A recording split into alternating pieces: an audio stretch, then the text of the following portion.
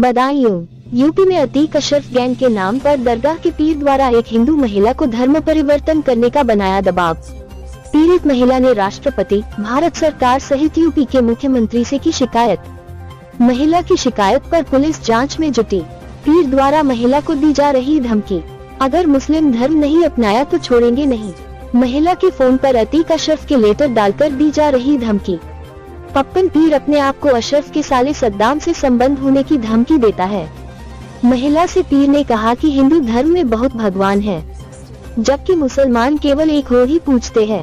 पीर Atiq Ashraf gang का भी सदस्य है और पीर ने महिला के ससुरालजनों का भी धर्म परिवर्तन करवाया। महिला का पति लगभग पिछले 1.5 वर्ष से उससे मिलने नहीं आया है। जिला बदायूं के सदर कोतवाली क्षेत्र का है मामला। ये प्रकरण है, ये धर्म परिवर्तन का जो आप मामला बता रहे हैं, क्या पूरा मामला है? सर, मेरे घर में, मेरे ससुराल में मुस्लिम लोगों का बहुत आना जाना है, जिसमें पप्पन पीर जी हैं जो कि छोटे सरकार पर बैठते हैं। उनका मेरे घर में बहुत ज्यादा इंटरफेयर है।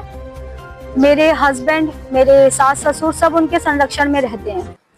उनका मन है कि मैं किसी भी तरीके से मुस्लिम धर्म में आ जाऊं, और जिसके लिए वो मुझसे काफी टाइम से दबाव बना रहे हैं। जब मैंने ये दबाव में उसमें नहीं आई तो उन्होंने मुझे अतीक और अशरफ के लेटर्स जेल्स के लिखे हुए भेजने शुरू करे और मुझ पे दबाव बनाया कि बरेली में कोई उनके साले हैं, उनसे मेरे अच्छे संबंध हैं, या तो तुम मुस्लिम धर्म अपनाओ या फिर अपने हस्बैंड को तलाक दो।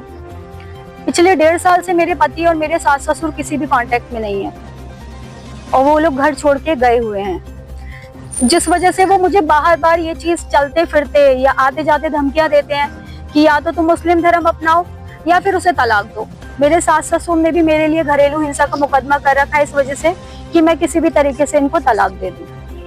तो बहन जी, क्या आपके जो ससुर हैं और आपके जो हस्बैंड हैं जी, तो मुस्लिम धर्म को अपना चुके हैं? इस पीर ने उनका धर्म परिवर्तन करा दिया है? जी हाँ, वो मुस्लिम धर्म को अपना चुके हैं।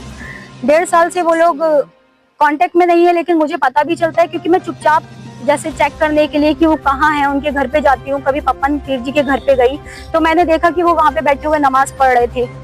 मेरी बेटी को भी उन्होंने अल्लाह अल्लाह बोलना सिखाया और बोला कि मंदिर में कुछ नहीं रखा है, पूजा में कुछ नहीं रखा है, एक ही अल्लाह होता है यहाँ पे, और यहाँ पे इतने सारी देवी देवता होते हैं, किसको पूजेंगे, क्या करेंगे। जो ये पप्पन पीर जी जो पप्पन पीर जी हैं, क्या इन पे पहले से आपराधिक मुकदमे भी कुछ दर्ज हैं?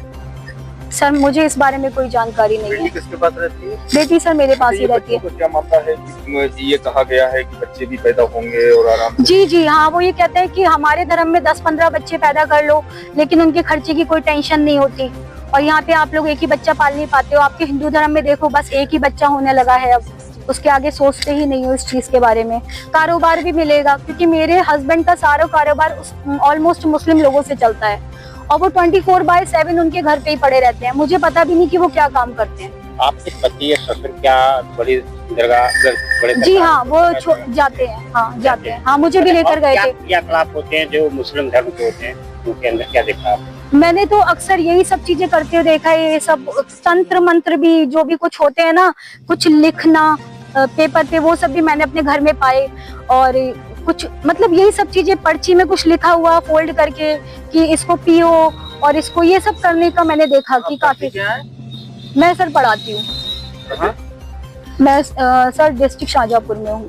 तो ये जो आपने कभी ऐसा देखा कि पप्पन द्वारा कभी और लोगों को भी धर्म परिवर्तन कराया हो, महिलाओं को भी बरगलाया हो, ऐसा कोई मामला आया?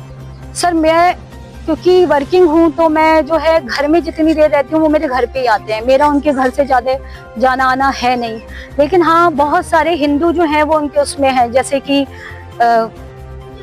कुछ राजनीतिक लोग हैं जिनका मैं नाम यहाँ पे लूं या नहीं लूं मेरे समझ में नहीं आ रहा, लेकिन जो ऑलमोस्ट जारत पे रहते हैं, जारत के काम कराते रहते हैं। बदायूं के जानी मतलब कहते हैं ना, नामी जानी लोग हैं। राजेंद्र मथुरिया है एक, और मेरे ऊपर बहुत ज्यादा दबाव बनाया जा रहा है। अच्छा, एक विधायक का भी कुछ जिक्र आ रहा था कि जी, महेश चंद्र गुप्ता है जो काफी प्रेशर बना चुके हैं इस चीज के ऊपर कि ये मुकदमा नहीं लिखा जाए।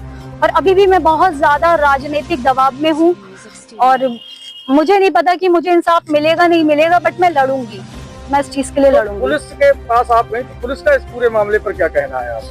सर वो कहते हैं कि हम कार्यवाही कर रहे हैं, जितना संभव होगा उतनी कार्यवाही करेंगे। कहाँ कहाँ गुहार लगा चुकी हैं आप? सर पहली बात तो मैंने ये जितने भी लेटर्स भेजे थे वो मुख्यमंत्री जी को, गृह मंत्री को, प्रधानमंत्री को और राष्ट्रपति जी को भेजे थे, और वो भी बाय पोस्ट भेजे थे, क्योंकि IGRS जितनी भी भेजी जाती है उस पर कुछ भी काम नहीं होता, क्योंकि सब नीचे के अधिकारियों को ही देखना होता है।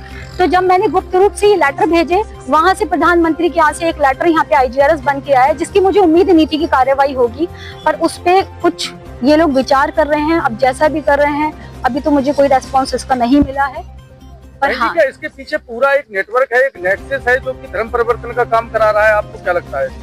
जी मुझे तो ऐसा ही लगता है, मुझे तो ऐसा ही लगता है, वरना इतना प्रेशराइज और एक पति अपनी पत्नी को छोड़कर कैसे किसी के उसमें जा सकता है? अच्छा, क्या गुहार लगाती हैं आप, क्या कार्रवाई? मैं यही चाहती हूँ कि अभी तो मेरे जान माल को बहुत हानि है, बहुत ज्यादा हानि है, क्योंकि मेरी बच्ची भी है छोटी, मेरे साथ ही रहती है, स्कूल भी जाती है, मैं भी स्कूल जाती हूँ। तो मुझे ये लगता है कहीं ऐसा ना हो कि मेरे साथ कुछ हादसा हो जाए।